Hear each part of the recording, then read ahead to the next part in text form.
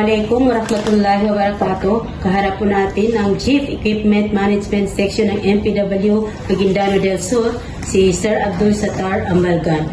Kanina po ay nagkaroon po kayo ng turnover ng 11 heavy equipments na dump truck. So ang tanong ko po, ilang dump truck ang na-turnover ngayong araw at ano-ano pong munisipyo ang nabigyan po? Assalamualaikum ma'am. Ikinagagalak po namin, unang-una ikinagagalak po namin na kayo ay pumunta dito at malaman ang anong meron sa Mangisur ng municipal local government. Doon po yung MLGU ng Pagalungan, ng Datu Abdullah Sangki at ng Datu Saudi Maguindano del Sur. Bali, yung remaining 8 po is ang barangay ng Kabingi ng Datu Saudi, ng Datal Pandan ng Bindulungan, ang barangay ng Madia, barangay ng Itud ng Saiduna Mustafa, at yung barangay ng Kabini ng Datu Saudi, ang patuan na Maguindano. Okay sir, sino-sino pong mga MP na to na tinutukoy ninyo sa BTE ang naging daan para may sakutuparan pong proyektong ito?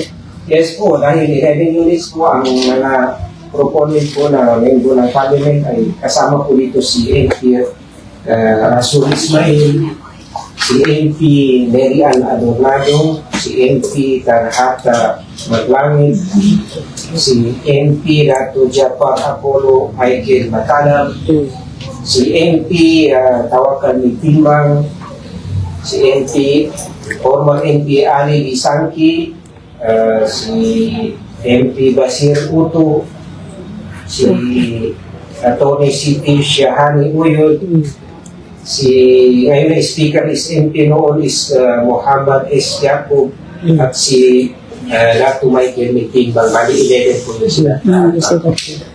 Okay sir, iba pang katanungan po.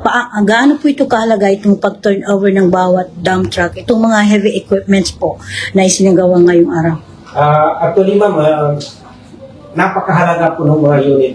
Alam natin ang, say, for example, yung DLGU, karamihan wala silang nagagamit sa pagtapo ng basura, rescue ng mga calamities, pati rin sa mga maintenance activities nila sa mga kalsada at iba pang activity ng barangay, pati ang municipal local government. Sa kabuuan sir, magkano po lahat ang naging nilaan na pondo? Ang nalaan po doon sa 11 units is nasa 22 million po siya. So yung ibang parte ng munisipyo ng Maguindano del Sur ay hindi po ba napabigyan?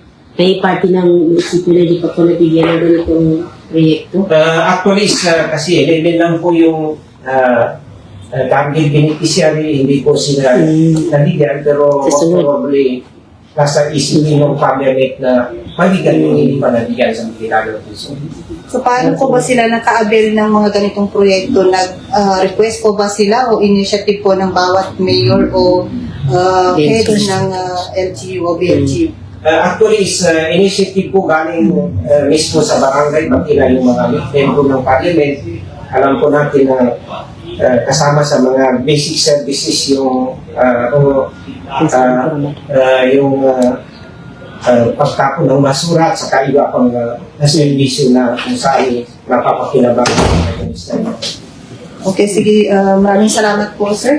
And we would like to grab this opportunity na rin po on behalf of our OIC ng MPW District Engineer ng Maguindanao del Sur. Baka may mensahe po kayo pagbati sa ating mga kabangsamoro in line with the celebration of Holy Month of Ramadan.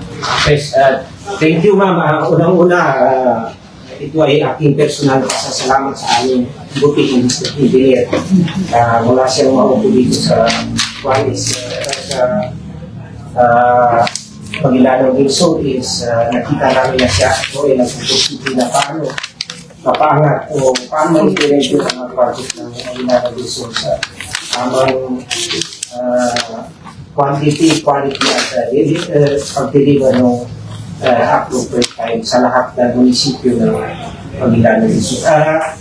Pangalawa is, ngayon is nagpapaksa tayo. Una, salamat. At ito lang punta tayo dito sa aming opisina. Pagbati ng Ramadan Mubarak po sa ating lahat. Assalamualaikum warahmatullahi wabarakatuh.